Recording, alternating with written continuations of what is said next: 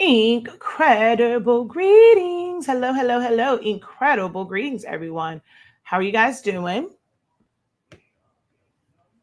We are going to do I'm going to answer a question or provide help based off of a question that was posed in a group. And we've kind of somewhat have done this. Like I said, it's always a little bit easier to kind of grasp things when it's something that like it's something that you can completely relate to. And this one is slightly different than the last one that I did, being the fact that I'm not going to send it to the Roland myself. But the person that that had the question is in need of basically cut contour lines because they're going to outsource, to someone else. So although I pretty much do the same thing and then save the file if I'm going to send it to my Roland, doing it where you're going to send it off to someone, you want to just make sure it is set up in a way to where once you send the file to them, everything is going to cut correctly. Okay. So we're going to go through that. We're going to set up some things in Silhouette Studio. The designs were originally done in Canva. So we're also going to combine that. That is something that people are doing a lot of now, where they are designing in Canva and then taking it to their cutting machine systems, whether it is Silhouette Studio to cut to cameos or portraits, if it is to Cricut Design Space to be able to cut on Makers, Explorers, or Joys. Of course, Caesar, Romeo, and Juliet have entered the chat, or if you have a StarCraft solo. Now, I'm not going to go over all of those different machines, but it would be somewhat of the same, like, designing in Canva, and then you just have to figure out for your system how you would bring that in there if you're going to do like a print and cut. If you're doing it at home, but the same rules will apply. Only difference in this is the end user for this was basically going to be using a commercial grade plotter or cutter to be able to cut through magnets. So that's what we're going to go over today. Okay. I was actually supposed to do this video the day that my Facebook got suspended. I was literally about to go live. So I had to kind of take a little breather, a little break. But now I'm going to, go ahead and do this. So some of you guys may have seen this one scheduled already, and then I had to reset it. I still actually cannot stream to one of my Facebook locations. It keeps giving me an error or whatever. So, hey, it is what it is. We're going to go ahead and get started. I just need to check my audience, which of course it says only me. So let me change that and share this out, and we are going to get started. So if you are watching the playback of this is a live broadcast. So no, we're not going to jump right into the instruction, the tutorial, the training, the demo, however you refer to these types of this type of content. We're not going to jump right into it because I have to build the audience. I have to share it out. I'd like to say hello, welcome people into the live video. So if you're watching the playback of this, once you see the title screen change, because that is what's on the screen right now. So once you see that kind of go away, that's how you know we're about to approach getting into the actual design. So if you decide you want to fast forward, hey, go ahead. There might be some information. If you've made it this far, you kind of gotten past the fluff. As I am sharing this out, I'm going to just kind of give some information and just some things to know when you are, you're going to do projects like this, but I also want to just kind of figure out who's in the room with us live. All right. So if you are someone who has used Silhouette Studio before, let me know in the comments. If you've never used Silhouette Studio, go ahead and let's do numbers, right? So it should be easier. So if you've used Silhouette Studio before, you're learning it, you've been using it for quite some time, you've used it in any capacity, whether it's with a machine or without, put a 3. If you've never used Silhouette Studio, you're like, you're someone that uses Cricut, or you're in your mind, you're like, oh, I never thought to use Silhouette Studio because I don't have a Silhouette machine. You may not even have a Cricut, you just have like printers, or you hand cut, or you crochet, or you do different things. So if you don't have it, put a 6. And we'll come back to what we're going to put for 5. You know, everything we use, we try to use 365 in everything. All right. Let's see. I'm trying to get this thing to share out. It won't give me the share button. Hold on 1 second. Let's see.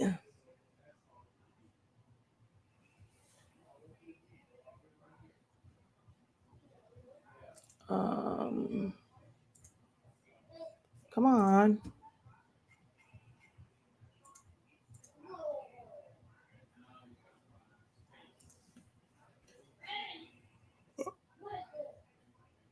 Okay, there we go. There's that share button. So let's go ahead and hit share.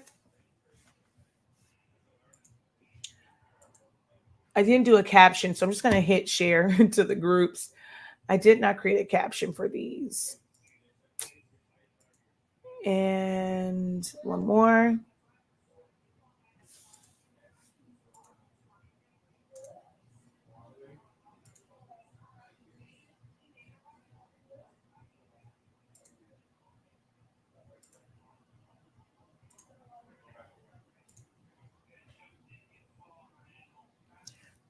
All right, so you know what I'm going to do? I'm going to go ahead and play the little music, and then by the time that finishes, I should have been done sharing out. That way it's not too much of silence, okay?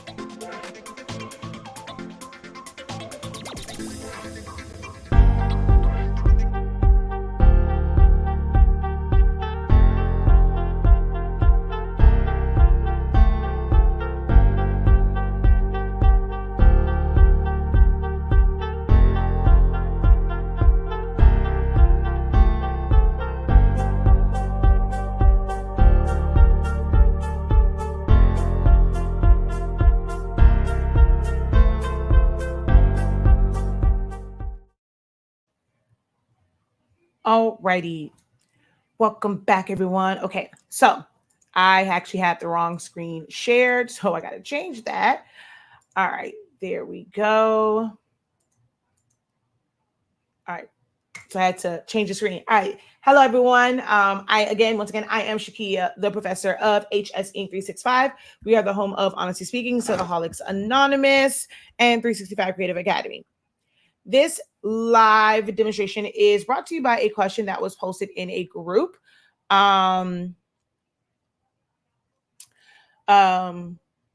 happened? Okay, yeah, this question was posted in a Canva group, and it was about being able to add contour lines to things that you create in Canva.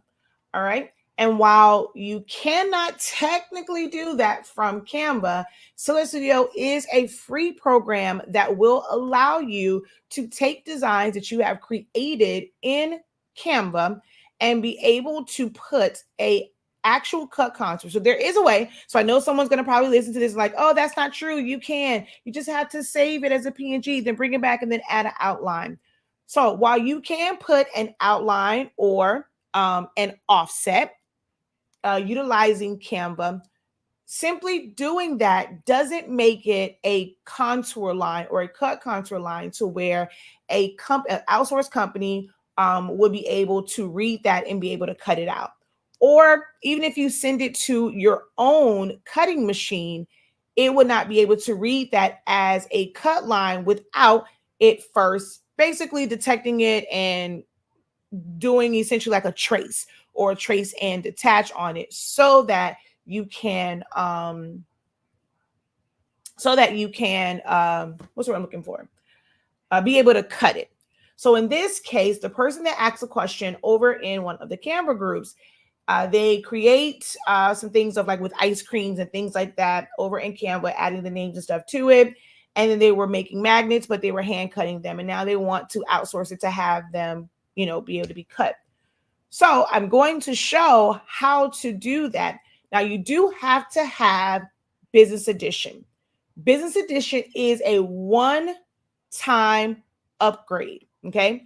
It is a one-time upgrade.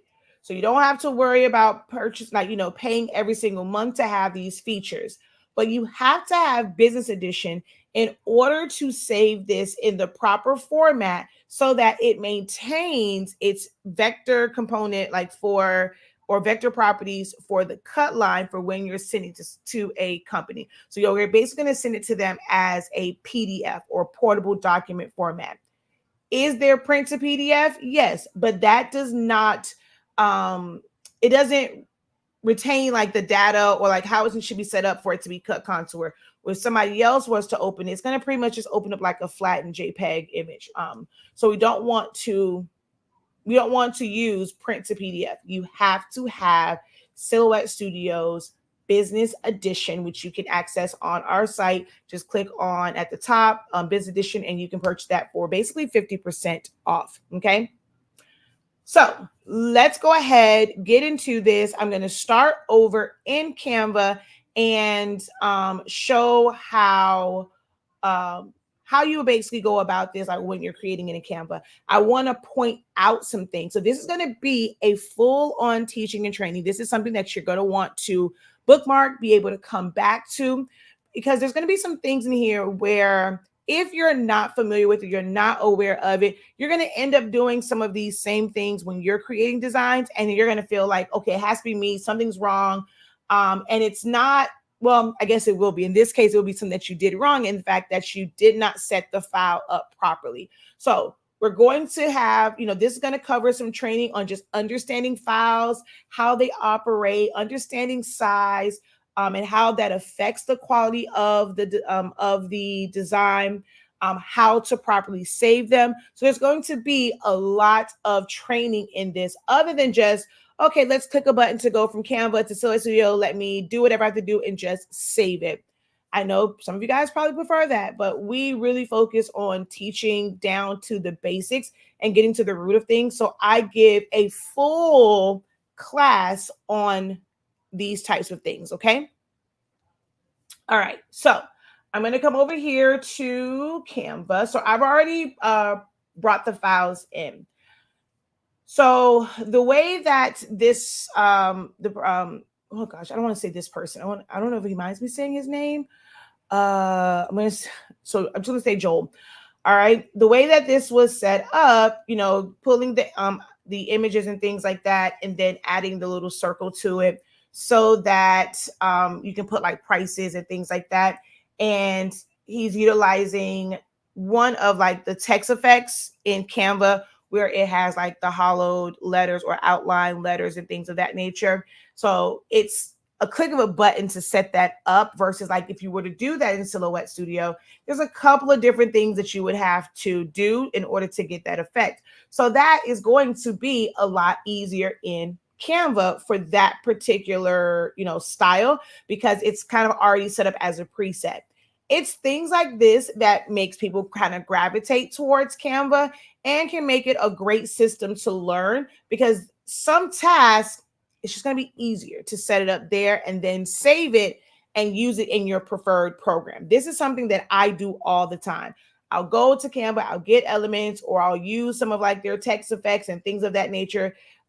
Save it as a PNG, open it up in Silhouette, or sometimes even save it as a PDF, open it up in Silhouette Studio, and then I'll finish the rest of the design. Okay. So with this being set up the way that it is, all right, with this being set up the way that it is, it's like a really, really long sheet. It's probably set up for like the size sheet that the company would normally just print the designs at. So some companies offer just print services and you can hand cut them, and some of them offer services where they can print it and they can also cut it. So you want to first verify the size that they need to be able to print. Ask questions like, do they need some sort of like margin for registration marks and things of that nature? Normally, though, with the commercialized ones, the registration marks will just simply sit above the design.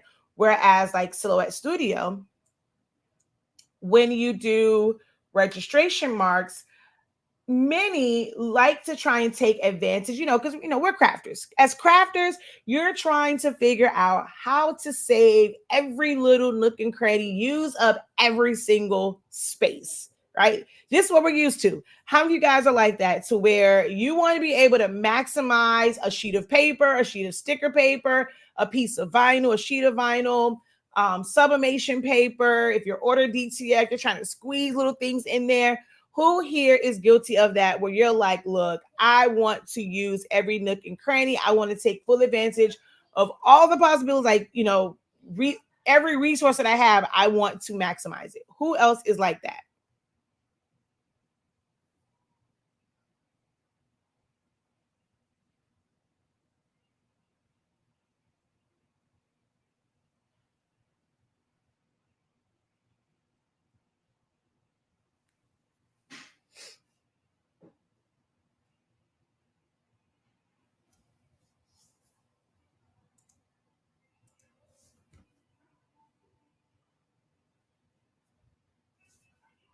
Okay, I see a me here.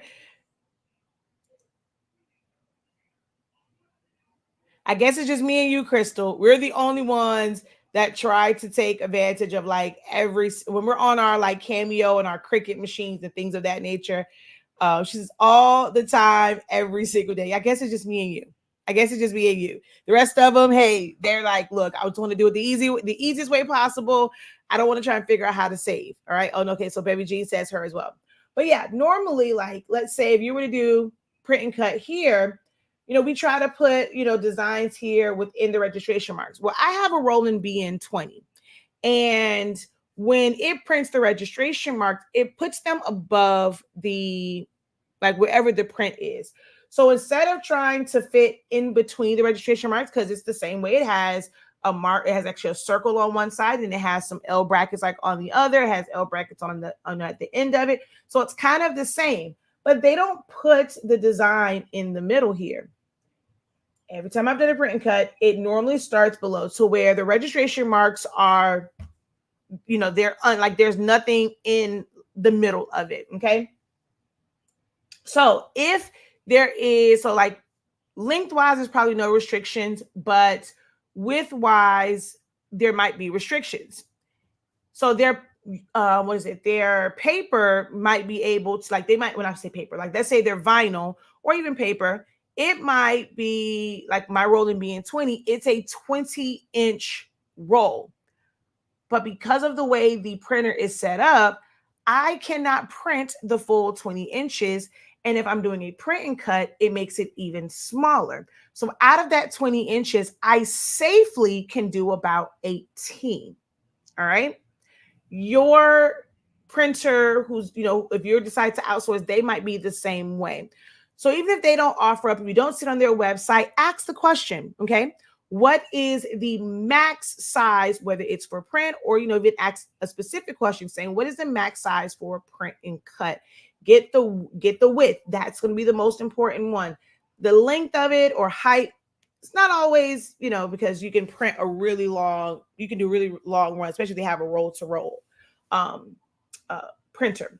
But you want to find out that max width. And that's what you want to start with when it comes to your design page. So like for me, if I wanted to do a long run of, I want to do a long run in with my Roland, and I was setting it up in Canva, I would set it to 18 by 24, 18 by 36, even though the media is 20 inches wide. So that's to just kind of give you an idea of what I mean as far as knowing the exact size and if there's any limitations.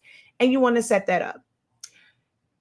Now, here's a really, really, really, really important thing. And I actually just kind of had to go through this myself today. I wish I can show you the screen and show that file, but it has a QR code that I don't really, you know, I don't want it as far as like in public. But I created a design and it had a lot of data to it. It had a lot of text and a lot of shapes and things of that nature. And when I went to go print it out, which you guys will still see a video, a reel on it, but I went to go print it out, it took a really, really long time because it had all this data. One of the things that I will recommend is when you're creating things, I know it's like, it seems easier to create it than print, but if you're going to do multiples of something, duplicates of something, the best thing to do is to flatten it where it is a smaller file. So go ahead, create the initial design, and then download that particular thing by itself as a PNG or a JPEG or just like whatever file format you need it in. Preferably, you know, well, for me, from Source Studio, I don't use PNG. I'm going to save it as a PDF or a JPEG and bring it back in. Okay. So the way that this is set up, when I took this and just saved it and brought it over into Silhouette Studio, there was distortion. Okay. Because it's a really, really huge file. If you did not catch my video, was like a couple days ago, last week, depending on when you're watching this, but just go back through. It's on the, I think it's on Silhouette Anonymous as well, but I know for sure on Honestly Speaking's YouTube channel. But I was talking about resolution and the max size for Canva. So here, if I were to zoom in, some of these look really, really good.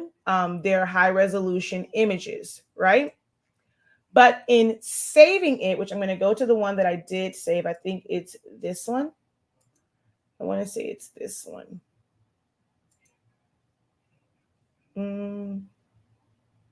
Maybe not. Okay, no, it is this one because there is the, all right, so I'm going to zoom in. I'm going to move this over. Okay, so we see the Klondike bar, we see the Magnum almond and the cookies and cream bar, right? They look really, really good in Canva. The circle is just a circle outline. It looks really, really good. But when I went to save this as both a PNG as well as a PDF, there were some differences. As a PNG, the quality transferring it over wasn't that great. And And I opened it up, not just in Silhouette Studio, I also opened up to other programs, and it still wasn't that great. So it wasn't like it's in Silhouette Studio, the quality diminished. That happened in other programs as well. So I'm going to show you how this came out. So I'm going to go File, Open, and let's go to Downloads. Oh, we are on Downloads. And let's open up this one.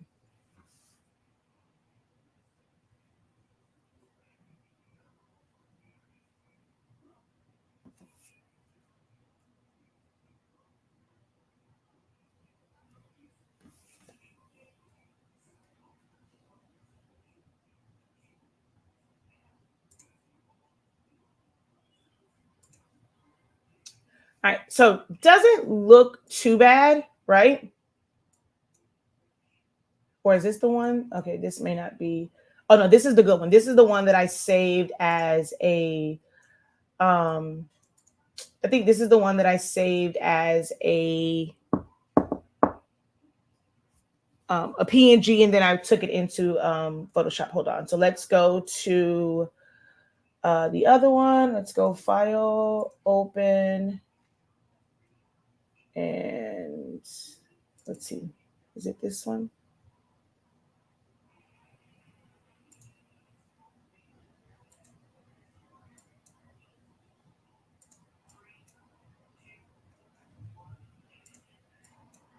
Okay, so I had to zoom in a lot on this one.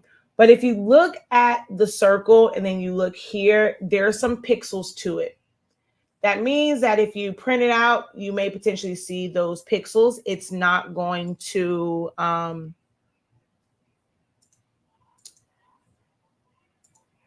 print clear. The ice cream, not too bad, but when we look at like the word here, there's a lot of pixelation in it. And we just don't see that in the original. And on this one,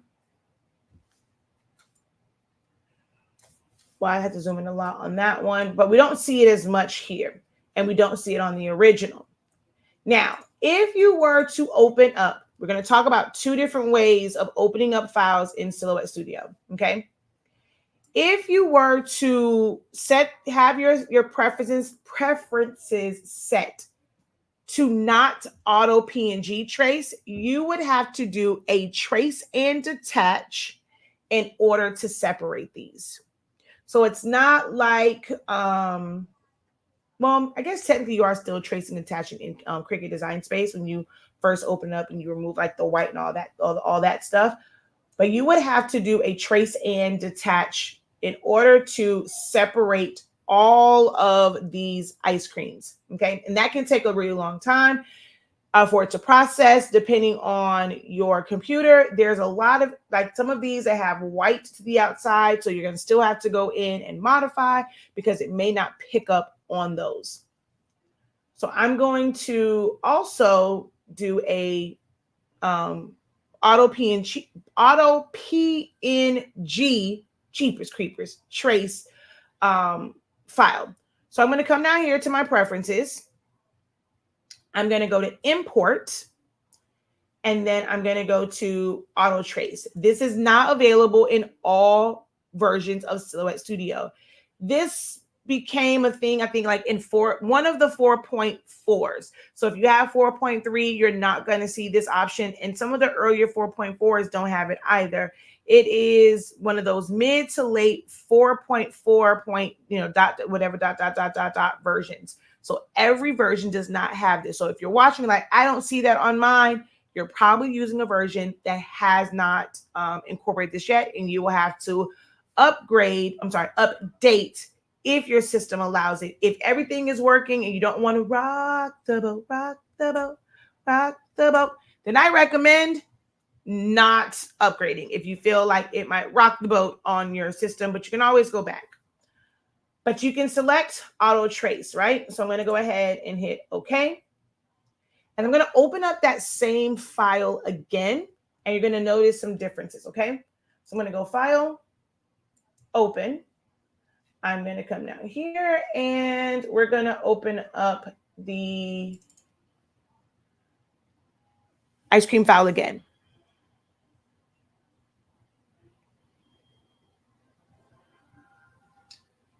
Okay, so you're going to see that there are some red lines. It's going to take a little bit for me to zoom, but there are some red lines. So it did an automatic trace. I've talked about this in a few videos before as to why I don't recommend it. To some, they feel like, oh my gosh, this is my saving grace. This is amazing. I don't have to do trace and detach, but it doesn't maintain or retain its PNG properties as far as having like a transparent background.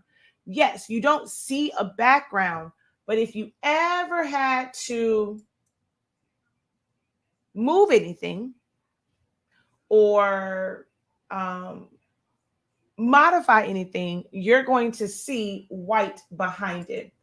So I'm going to go ahead and release compound path,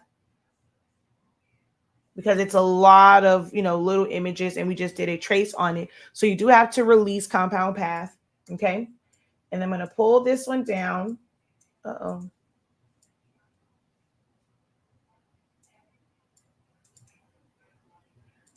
And I'm just going to pull out a few of the,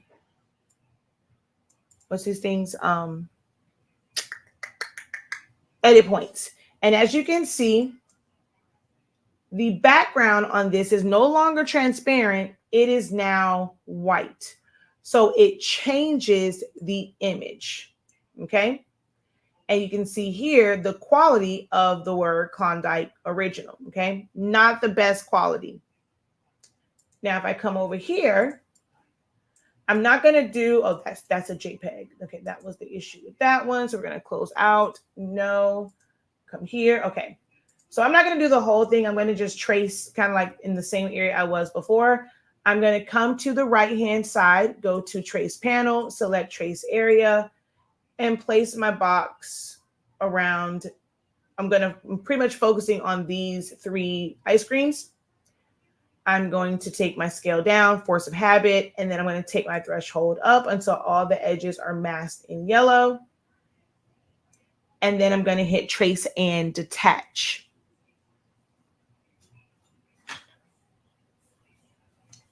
I'm going to pull this down, this, and this.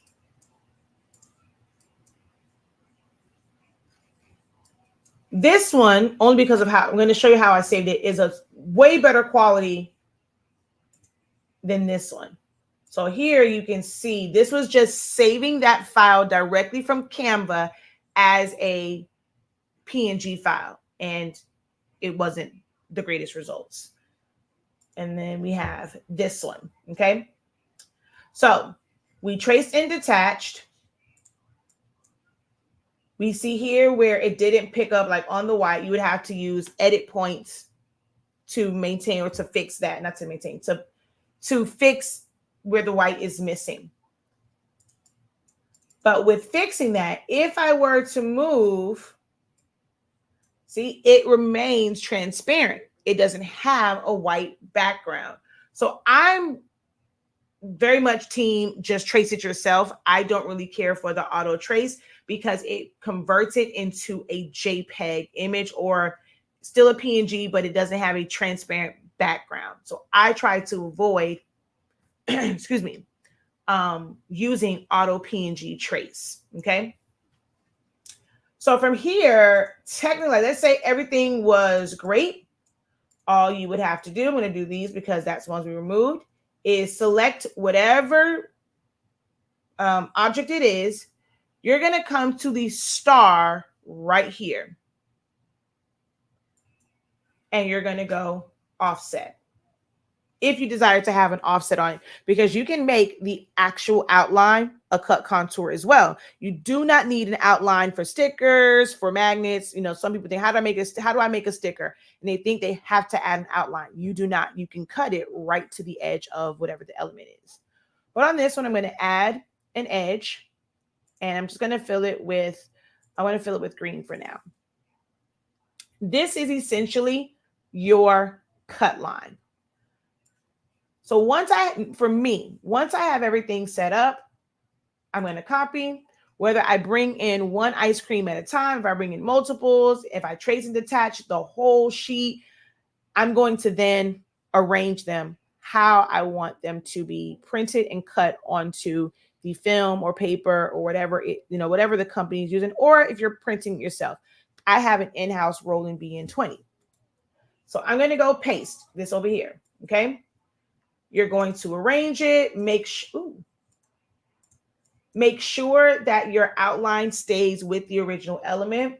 You can temporarily group it together. You can, and then ungroup, or what we can do is I'm going to hold down Shift, select all of these, and just turn the background to white. And then I'm just going to group them together. Once you have them grouped, if you need to resize it, you're going to do so at this time.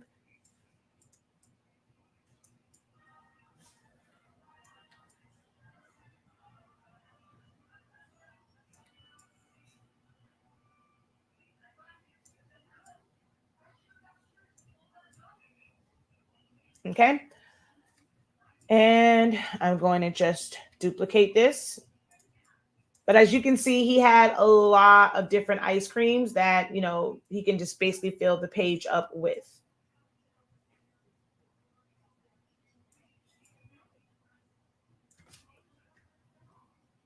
Once you have everything where you want it at, you're going to group everything. You're going to copy, paste in front. It's going to look like nothing has changed. It's going to look like nothing's changed because we copied and we paste the exact same thing in front. Whenever you paste, it will shift it off to the side and you'll kind of know it's there. If you were like, well, I don't know if it pasted, you want to be sure, click anywhere on the screen, click on the design element, move it up. You see the two, undo. Okay. Well, once you have it copied and pasted in front, you're going to come up here to the top to the weld option. The weld option is also in the side panel for modify. It's here. There's keyboard shortcuts and there's words. But we want to weld this. We do not, I repeat, do not drag and come down, because then you're selecting the set of images that are to the back, and you're going to weld everything together. And when you move it, you're not going to see anything. That's why it was so important that, before you do anything, that you selected it all and you grouped it together. That way it moves as one. And then that group is copied and then pasted in front. All right. Now you want to click off and click on the top, because it's all grouped together. Doesn't matter which one I click on, it's going to select it. And then we're going to weld. It's going to look like everything disappeared. It has not. I want to fill this in. I personally use a lime green. Some people use a bright pink or like a magenta color. I personally always just put, a bright green there. And then you want to make that a compound path.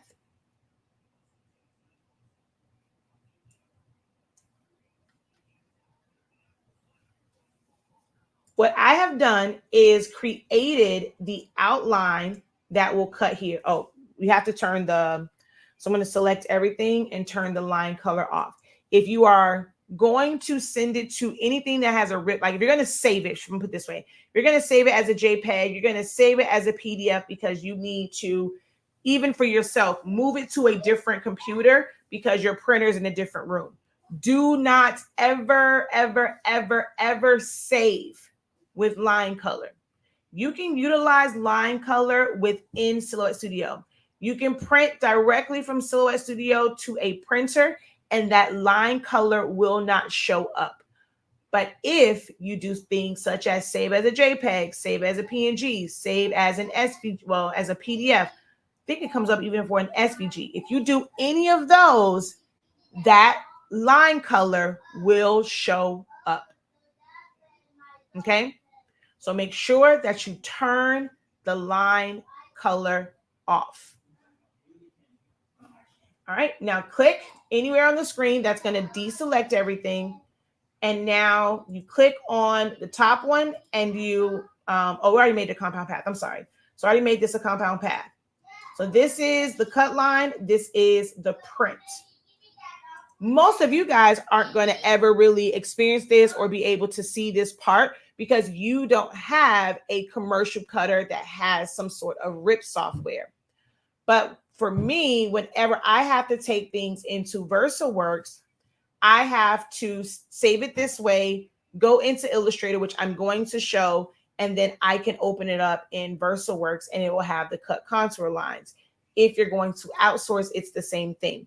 You cannot send a JPEG or a PNG and have it maintain like the cut lines. So if you ever outsource and they're saying, okay, you need to have the vector outline, you need to have a vector offset, what other word? Like just, if they're telling you you need to have the cut lines, you need to send us a file with the cut lines or the contour lines. They may use the word contour lines. Contour is not simply putting an outline on it. In this case, it is having an element that can be read by these programs as a cut line. Okay. So we have that. I'm going to go File, Save As, Save to Hard Drive. You cannot save this to your library because you won't be able to send it to someone else. Any files that you are going to send to someone, you're going to upload. If you create large cutouts of character, you want to send it to CVS, you need to save in a file format that can be, that can not say shared, but it can be transferred to someone. Anything in your library cannot be transferred. So we don't want to save this to our library. When we say save it to your hard drive, you don't have to put it on your hard drive, guys. If you have a Google Drive, a Dropbox, a OneDrive, an external hard drive, a cloud drive, you still select Save to Hard Drive, and then you go find the drive or the folder that you want to save to. But it must be saved to your computer. That is when you're going to get the options for portable document format, i.e. PDF, SVG, PNG, and JPEG. Okay, it's saving to your hard drive. So I'm going to go to portable document format, and we're going to go Canva to Sil, Contour, Live, Delete Me.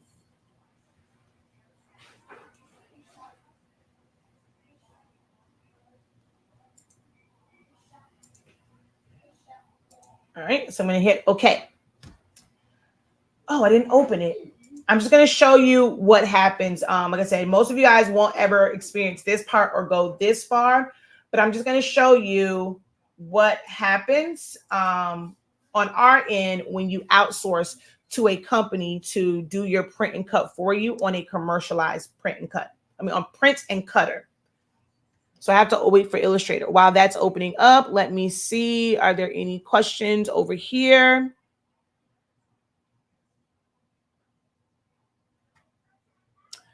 I've been working on a design, trying to turn it into a rhinestone design. I'm having issues with it. It's a PNG. I've done tracing before. I just can't seem to get a good trace on it. And I don't know if there is a reason or if there's a possibility of helping to figure out why. Maybe you could help guide us through that or something so that I can figure out that. So I've done that before.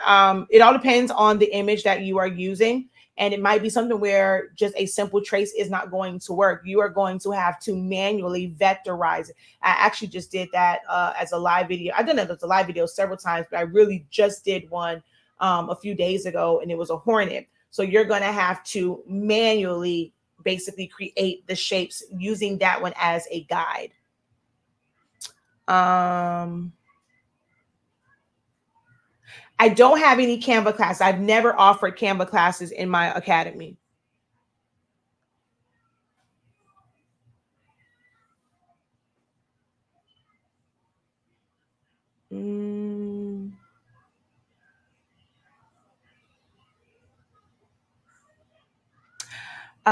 I don't have a Silhouette machine. I mainly use Canva to design. Still makes sense to use this program you're showing. Yes, it does. It can be a bridge between like what we're doing now. Silhouette Studio becomes a bridge from what you would do in Canva and you being able to submit it to someone for outsourcing. Not everything that, just because you can save in Canva and you can download it as a PNG, a JPEG, a PDF, an SVG, there are going to be times where like you just can't do it in Canva. Like there's things that you just cannot do from Canva to be able to send it to an outsourced company, and sometimes even the other printers that you may have in your home. It is well worth it to get an understanding of Silhouette Studio. It is a great bridge. Like it will bridge the gap between a lot of different softwares and allow you to do some things that others can't. So excuse me, by the time I get to the end of this, I am going to show how everything that was there could have been done right in Silhouette Studio, and you didn't have to go through two different programs. So it just depends on what it is that you are designing, and if you're doing it for business, how far you want to take your business, things of that nature. All right, so I'm going to go to AI, Illustrator. It's so weird now because I've always known Illustrator to be AI, and now with like the AI artificial intelligence and like the images, it's always confuses people when I say AI now. All right, so I'm going to go open. I'm going to open up that file. Oh, wait, where did it go? That I just created. Alrighty, where are you? Where are you? Where did I save you at? Okay, let's just go home because I really don't remember where I saved it at. But your home will show your recent files. So I'm just going to go home.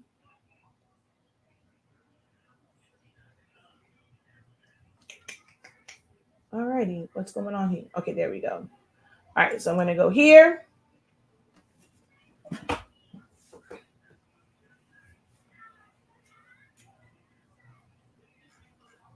So when we are using a commercialized cutter like Roland, whether it's a BN20 or the larger ones, and there's some other cutters as well, we have to have the cut contour line. The cut contour spot color is not say exclusive, but that's how Roland machines read it. So there's a certain way that we have to set it up on our end. There's a certain way that we have to set it up on our end for that specific. Like it's almost like a code, and it has to be labeled. It has to be a spot color. It can be whatever color you want, but it has to be, created as a spot color, and we have to give it a specific name. When we do that, so I'm going to click here. Okay, I'm going to go to my colors. I'm going to go to my libraries, use a define, open up my Roland colors. Again, this is not something that you would do. Your printer, the people that you outsource it to, I'm just showing you what we do. This is the inside look behind the scenes on what we would have to do to be able to send your design to the printer and cutter. So I'm going to click on, and you can see it says cut contour. It has to be written that way. So I would not be able to set this up and it was cut contour in all lowercase, cut contour in all caps. It has to be labeled the way that it is. So I'm going to click on that. And then I'm going to flip it to where it's to the line color and not the fill color. So I can now see my design. And if I zoom in, I'm going to see my design and I see a blue line. Okay, it's like a tealish, bluish line. That is how my machine will know what to cut. It's not going to print because of how it's labeled. It won't print. But when I open this in my RIP software, so for me, it's VersaWorks, that is going to show up as red marching ants. That lets me know that it is ready and set up to cut. So we've had customers send us things, and when they'll say, okay, they think when we say we need it, like as with cut concert lines as a PDF, they save it from Canva as a PDF, they send it to us. We can't work with this because it's not there. And we would have to do the extra work to set everything up. So if you don't want to pay us for the extra work, it needs to be set up properly. Here is where Silhouette Studio comes into play. And that $50 investment can be the best investment for you because it's going to save you more money in the long run. Because you can set it up yourself and send companies like myself, send us the file ready to go. Okay. Like I said, that blue line on our end, for me, VersaWorks, will show up as what we call marching ants. And that just lets me know it's going to cut there. So that is how you set that up. If you're going to go from Canva, let's recap real quick because I know it's a lot of information. If you're going from Canva and you set everything up, you're going to save it. My recommendation is to save it as a PDF,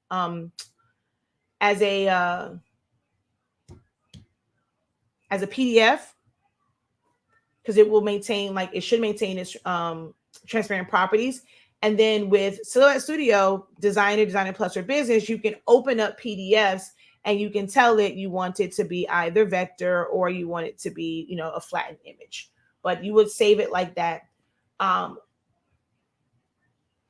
If you save it as a PNG, try to max it out. It still may not be the best quality.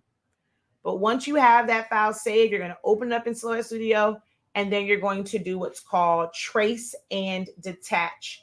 You must trace and detach in order for it to. So see here, everything else, there's no red lines around it. But here, there were red lines, and we were able to remove that.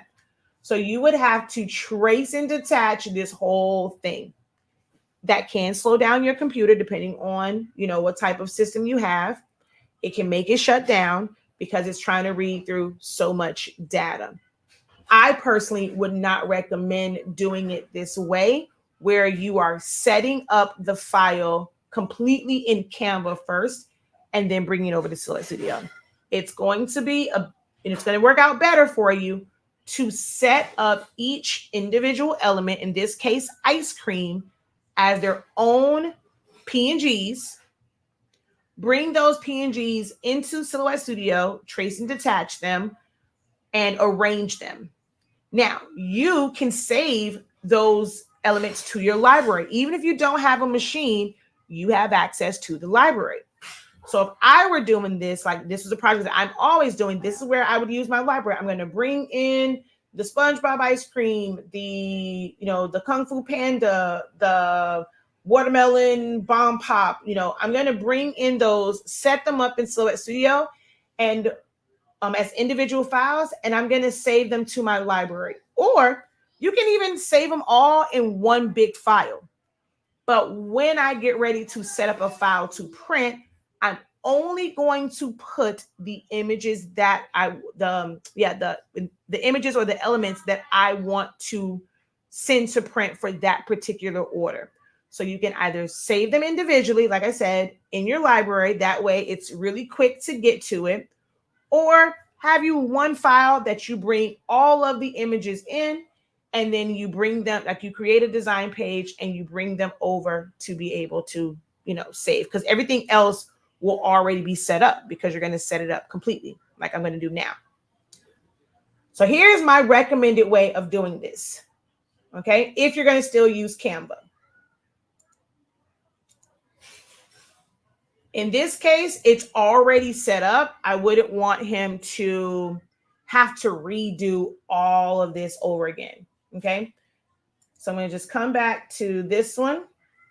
And we can see that there's the same image on multiple pages. So this was just like print jobs he set up.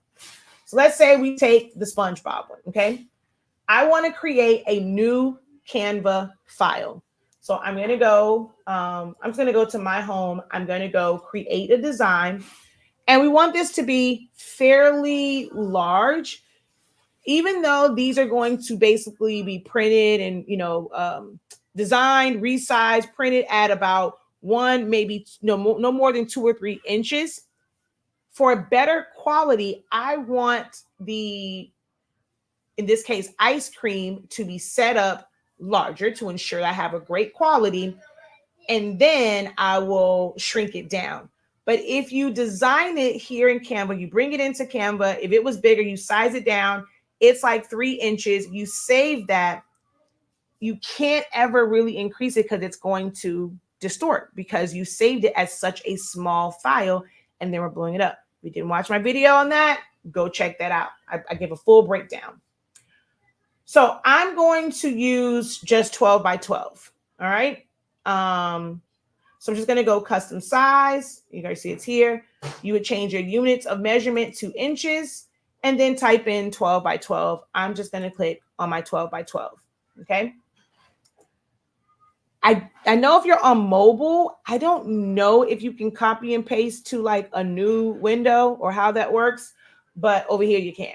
So I'm just going to copy and then I'm going to paste.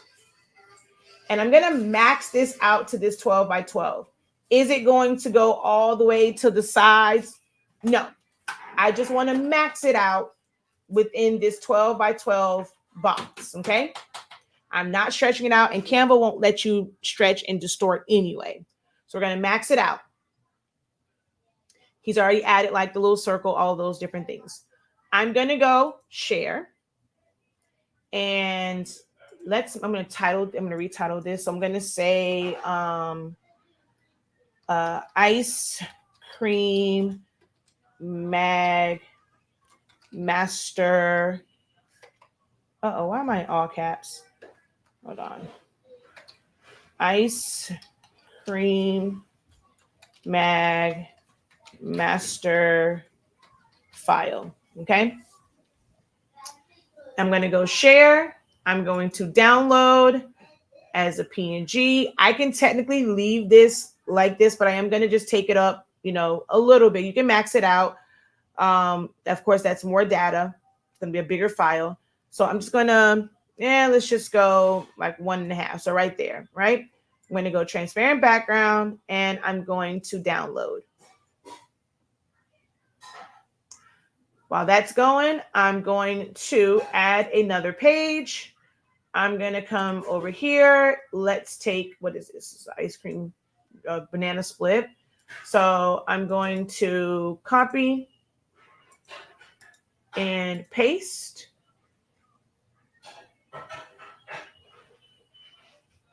Oh, why couldn't you save it? What the heck just happened? No, it's saved. I don't know what happened. Okay. Oh, I think, did this not come over? I have no idea. I can't select anything now.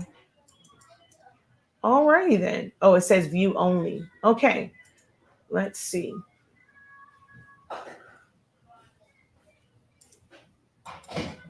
Copy.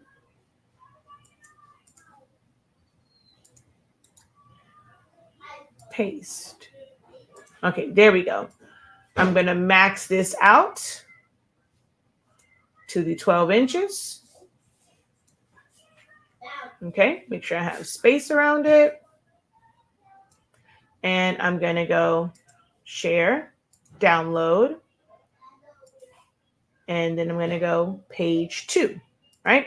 Now, if you go and you set up a bunch of these and then you go to like just download them all, you can do it that way as well.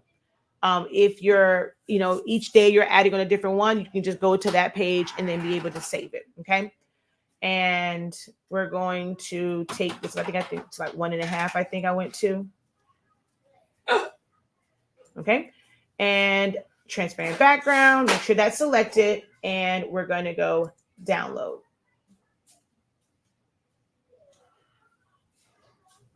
So I'm now going to bring the So I'm going to open up Silhouette Studio. I'm going to open up a new file. I'm going to bring up my downloads, and we're right here. These are the ones that I just did. Okay. I'm going to drag SpongeBob up here. We're going to drag the ice cream up here. Okay. These are now I have it set up to auto PNG trace. It did an okay job, right? It does get like in between here and whatnot, unlike Trace and Detach, that it won't do that. Like I said, me personally, I'm just not a huge fan of the auto PNG trace. But as you can see, it can do a halfway decent job. And because we're going to put an offset on this, it doesn't need to be like exact. If you were going to like cut contour like right to the edge of without an offset, I would recommend doing doing the trace yourself and setting like your thresholds. That way it's a better trace around the edges. So I'm going to turn the automatic trace off, and we're going to do one more. We're going to do one more. All right, I'm going to delete this one.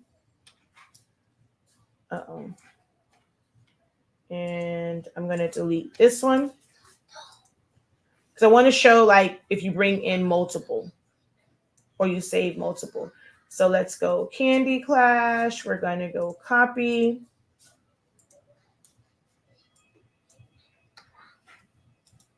And paste. We're going to max this out.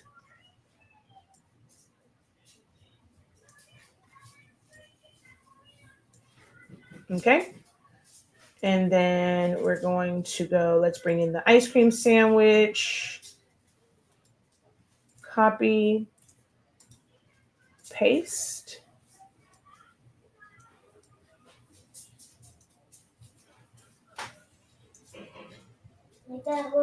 Okay, let's bring in me and MJ's favorite movie, Kung Fu Panda. And copy. Paste.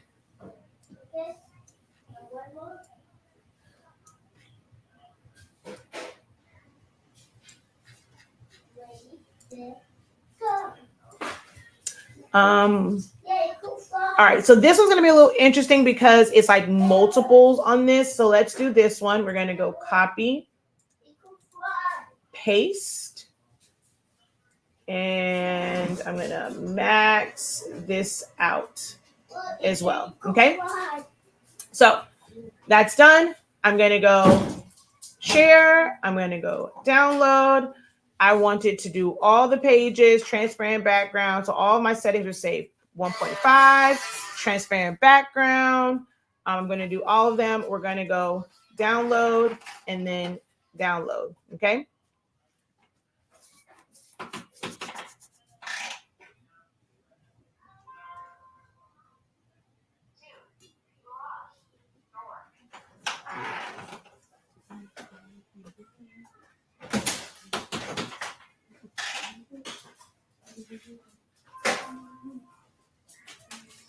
And then you see here, it is a zip file.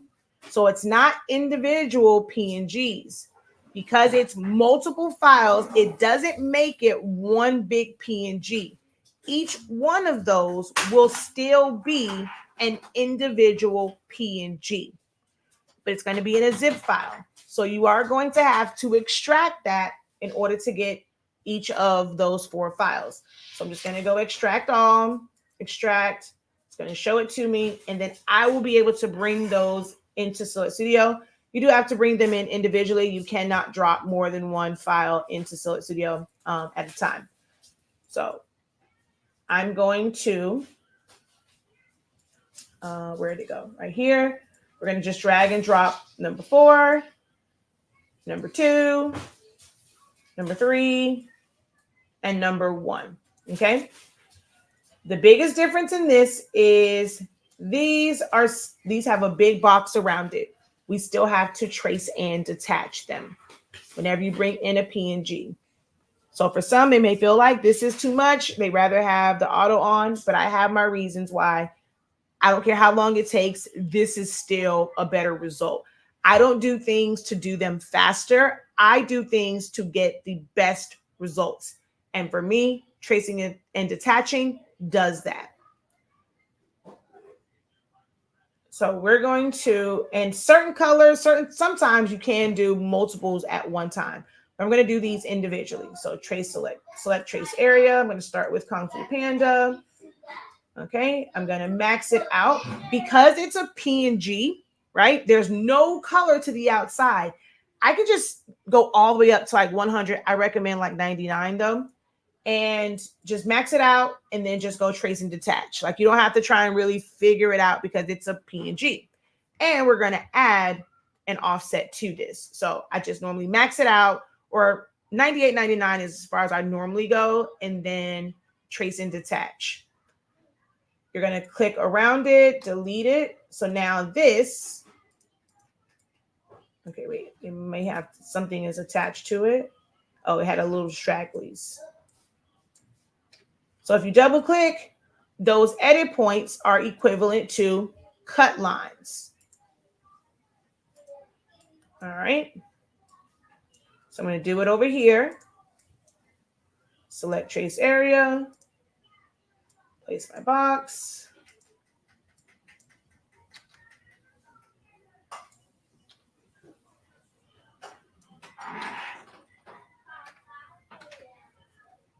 And then trace and detach.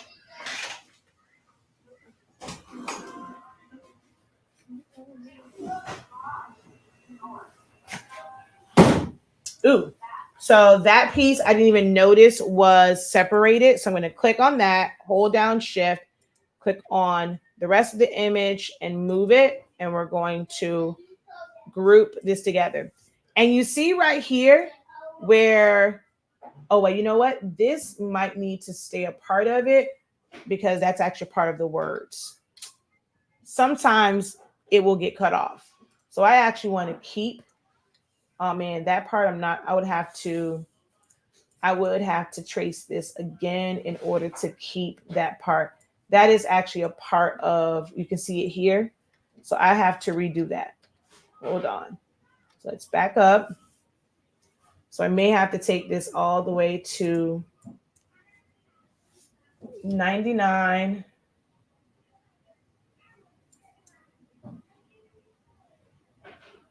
And add a little bit of scale to it. Trace and detach. There's some other ways I can do this too, but I don't want to get too deep into this video like that. So I'm going to go here. We're going to delete this. All right, so we have the outline around it. All right, we're going to do this one.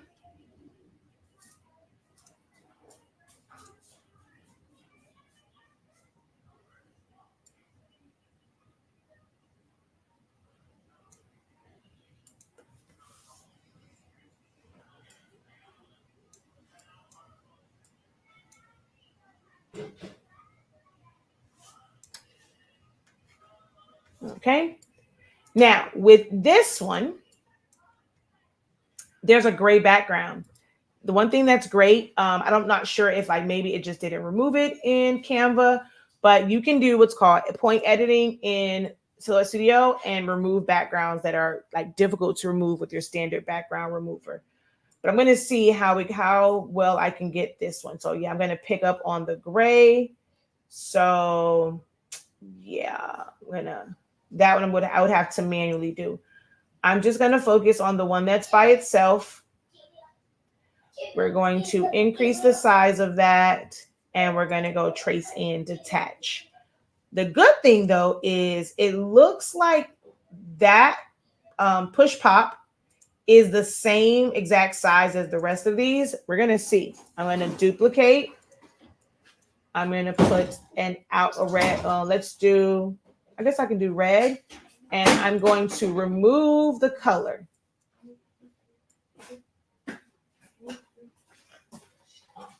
So it's a little bit wider, but it's a better starting point than, using all edit points. So I'm going to use that. Let's go ahead and duplicate it again. Actually, let's just use our replicate, and we're going to go to over. Place that there. Place this one. And we can always go in and refine afterwards. I'm going to select it all. Hold down Shift. Click on my background, and then all of my little pieces, I'm going to make them a compound path so that the system sees it as one. If you've taken my class, we know that you cannot crop multiple things. It has to be one-to-one. So by making that a compound path, that becomes one element. So we're going to drag and that box must be huge. So we're going to drag and select. Oh, it was. And then we're going to crop. Now I don't have as much editing to do.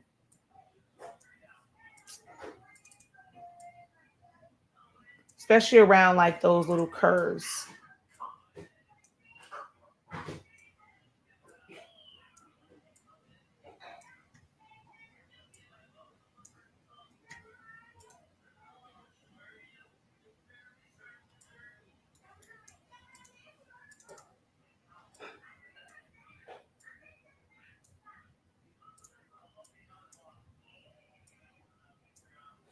See, Canva does not allow you to do like fine editing like this. Okay. So you would, I'm not going to worry about that one. So you can see how you would bring all of these in. Like I said, you can have a master file where you're doing everything here, and then you would just keep saving. Every time you bring a new one in, just hit save. It's going to overwrite the old changes, save the new. Or you can save all of these individually into a library. And all you would have to do is File, Save Selection, which is available in the free version as well, Save to Library. And it will save just that one element. All right. So for the setup that the person that asks the question that they need an outline around it. So we're just going to select everything. I'm going to remove my line color. And I'm going to select everything, go over to offset. And when you do them together, you get the same offset. Leave yourself a note for however big you make that offset. Just so that you guys can see it, I'm going to make it a pretty big size. I'm just going to go 0.05. Well, big compared to like where it was at before. So I think I'm going to do 0.75. Okay, big enough. And apply. So now each element has its outline. And when this is print and cut, it will have a white outline.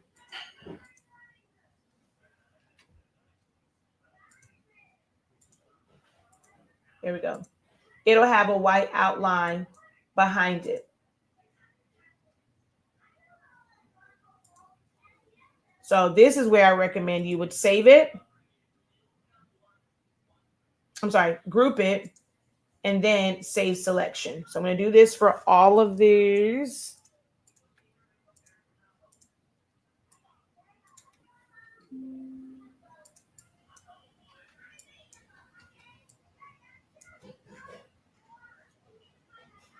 So on this one, I didn't add the offset. Did I add the offset on this? Okay, no, I did add an offset. Wait, did I? Okay, yeah, there's an offset on this, but I don't want all of this little like straggly stuff in here. So we're going to click on just the offset, release compound path, and weld.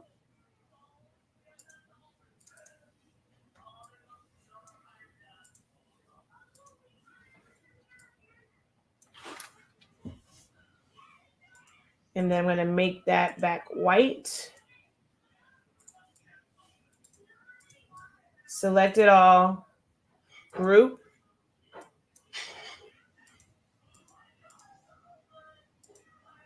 Select it all, right click, group.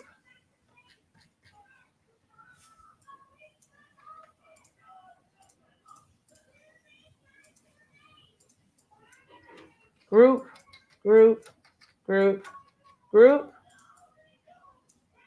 And just to make sure, let's get rid of this. Select it all. No line colors. All right, so let's say I was going to do this on my Roland. No machine, which is going to be no mat. I'm going to set this up for 18.3 by 24 or 36. These are huge right now, so I definitely need to resize them down. So I'm going to go to about 3 inches in height.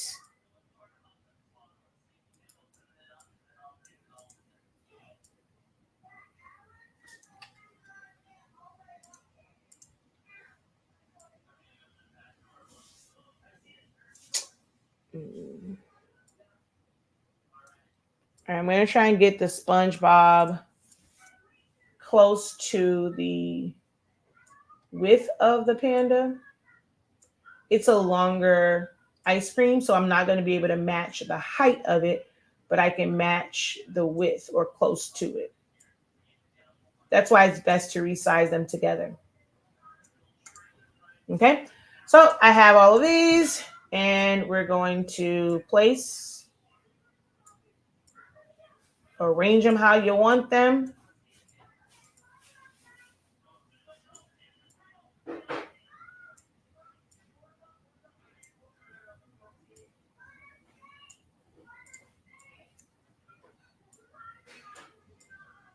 Right. If you're doing multiples, you can select it all and duplicate it. Move things around. Rotate them the same way that you would in Canva. It doesn't matter if the words are upside down. They'll be right side up once you have the prints. So it doesn't matter how many you add to it, okay? Once you have your page filled, you're going to select everything and group it.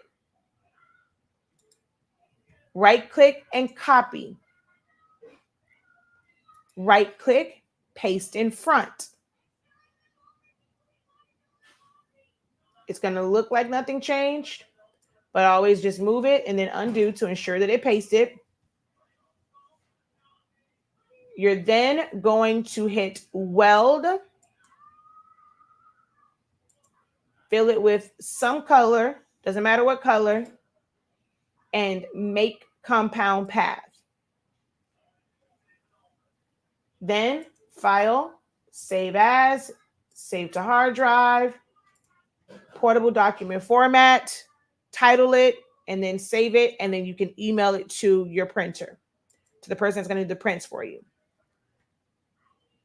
Lastly, I'm going to show how you can avoid Canva altogether if you're going to set all this up in Studio anyway, especially if you pull the images from online. So we're going to go Klondike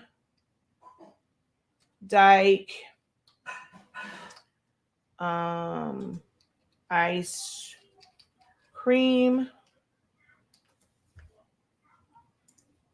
I'm going to go images and oh wait, you guys can't see that. So I think, yeah, so he had the logo, but then wrote in original, like in Canva. So for that part, you know, if you are adamant on using that particular font, that style, you have to always type them out in Canva and then bring them over, right? So we're going to go back to here and let's go. And let me give this disclaimer while I'm doing this. This is for educational purposes only. I am showing how you are able to utilize a program like Silhouette Studio, Canva, and I am using images as name brand, such as name brand, ice cream, and things of that nature. Just because I am using them, I am not saying that you have a right to use them in whatever capacity, your business or personal use is. Not saying that you are able to use them without any repercussions. They are the intellectual properties of the respective companies, and you have to abide by their rules. So if they contact you and say, "Hey, don't do this," you can't do it. This is for educational purposes only. All right. So let's say now I just had the original Klondike. All right, even if it was this one, I'm going to go right click, copy image, come over to Silhouette Studio,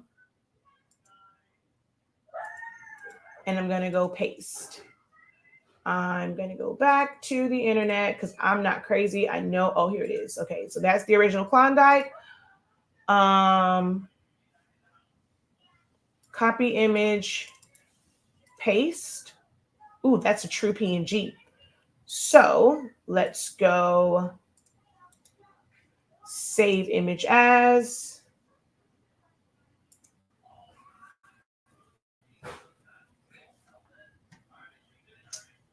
All right, so let's go Klondike logo.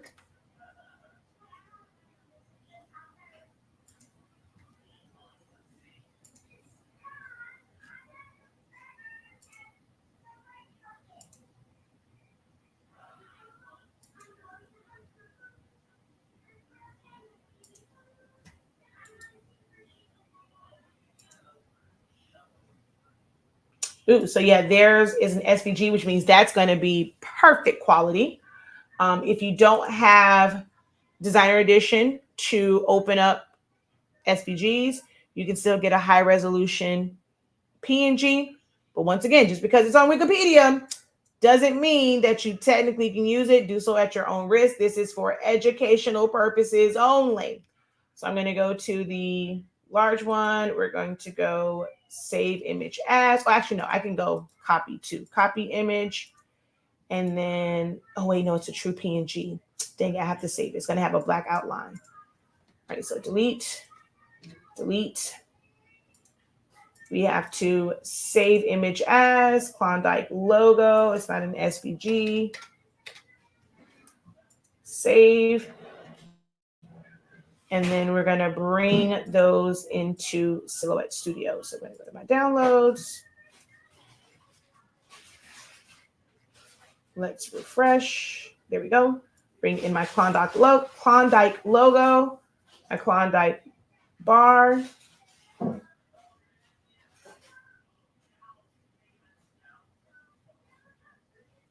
Oh, that wasn't a true PNG. It might not open. Hold on. That was some AV somebody or another file. So we're going to go back.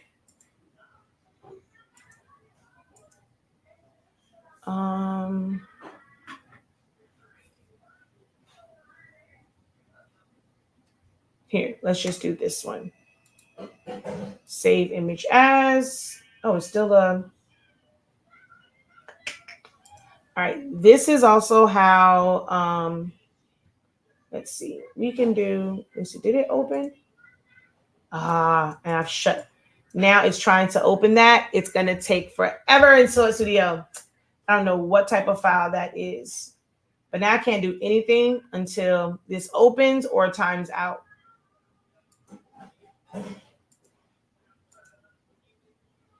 Dang it. All right, let's see. Do we have any questions while I'm waiting for that?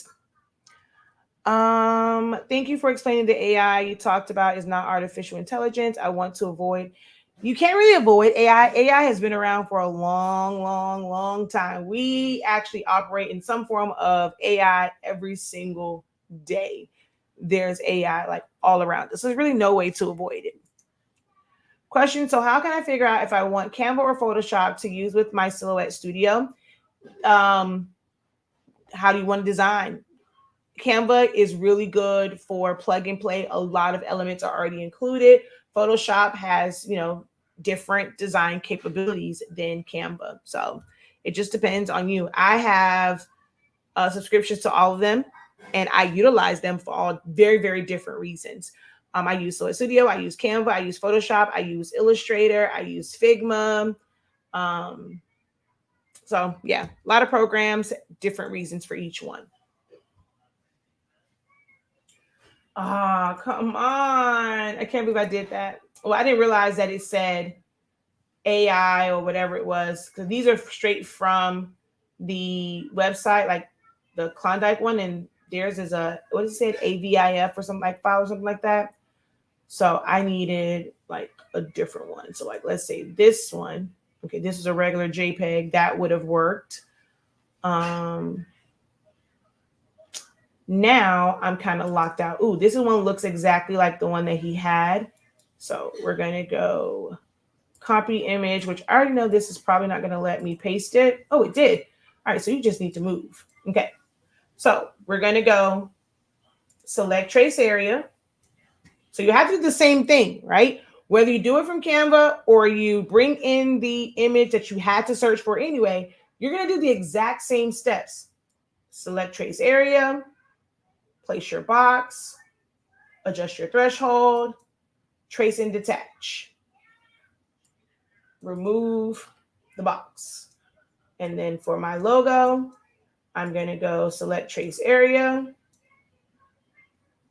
increase my threshold. Oh, it's not going to pick up. So we're going to exit out. Oh, duh, Shakia, this has white. Little hack or trick or pro tip. If you invert the colors, it makes it black, and that's going to make this easier to trace and detach. So we're going to go trace and detach. Now that it's picking up on the edges.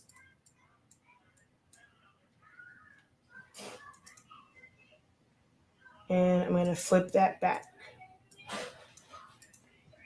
All right, so we're going to bring it to the front. Place it. And then that original part, you can still use Canva for that. Like if you really, really, really, really, really like the way that font is, you can still use Canva. Okay. Oh, wait, where is my Canva screen? There we go.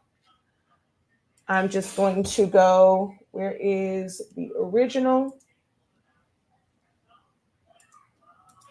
I'm going to ungroup this.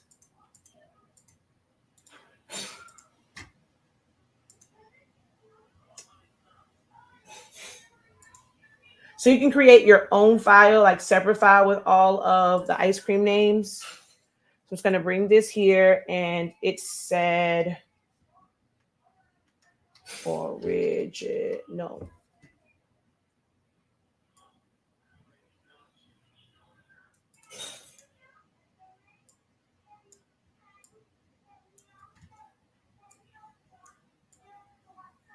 All right, we're going to max that out. We're going to go share, download. I don't need all of them. We're just going to go page 5, PNG, transparent, done. Download. And while that's downloading, I'm going to set up the circle. So we're going to go over here. We're going to go to a circle, hold down shift, make a perfect circle, fill it in with white, go to our line tool.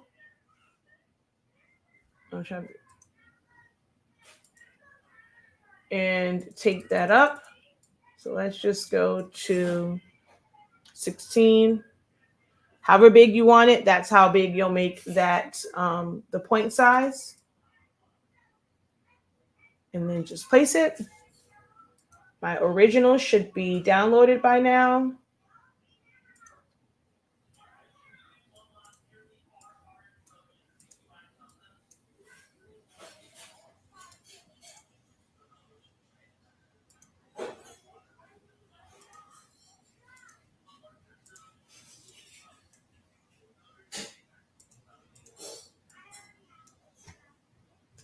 Take my threshold up, trace and detach. delete my box, invert,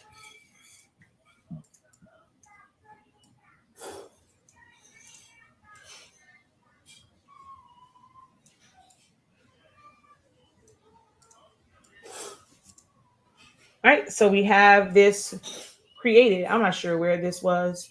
So we've created this whole design and we're going to group it and literally do the exact same thing that we did before. Oh, I forgot my offset. So offset,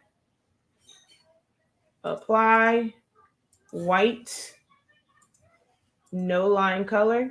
That's definitely not big enough. No line color, white. Uh-oh.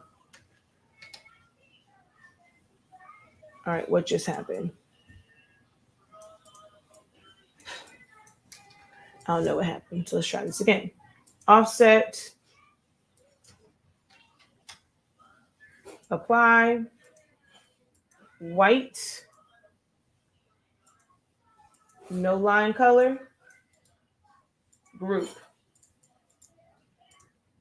And then size it down to the size that you want it to be.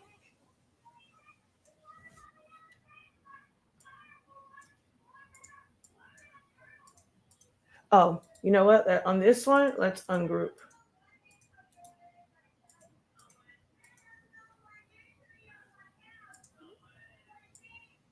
The better option would be to make the circle and then offset and make it black so that it doesn't do what this one did. So we're going to go there and group. So you would make your duplicates.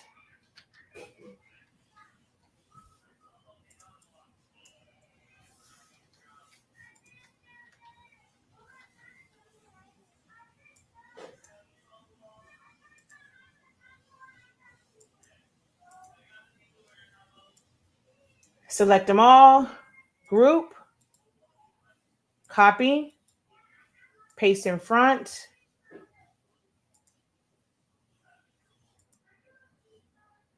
weld. Oops. Weld, make compound path. And then just make sure all line colors are turned off. And then save it as a PDF. So that's how you can do it do it straight in Silhouette Studio without having to go to Canva first, since you have to come to a program like Silhouette Studio anyway. There's no sense in doing extra work except for the names, which you can just do a whole sheet of those, bring them in, trace and attach, and then place them. Or you can type out each individual letter, which that would be too much to type out each individual letter, like on one page, save it, trace and attach, but then you would have to manually align the letters up. That to me is too much. I would rather just type it in Canva, save it as a PNG, and bring it over to Silhouette Studio. But that is how you do all of that.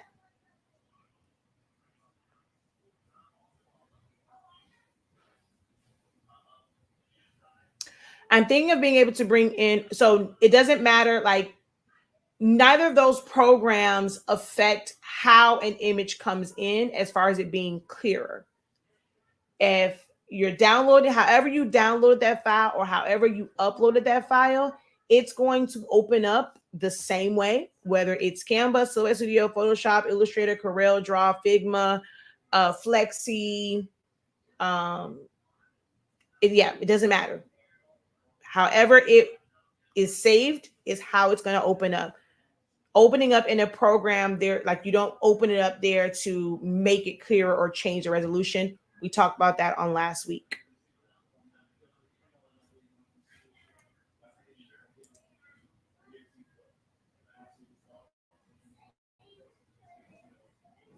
All right.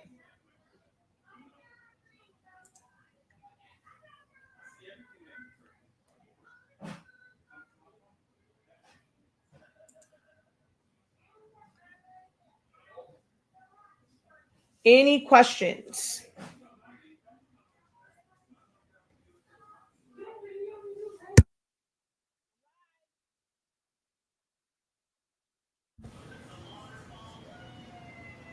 All right. If there are no questions, I know it's a lot of information. If you have questions as you're going through this, as you're taking notes, post those questions as comments on the playback of it, and I'll do my best to get those answers to you. Okay.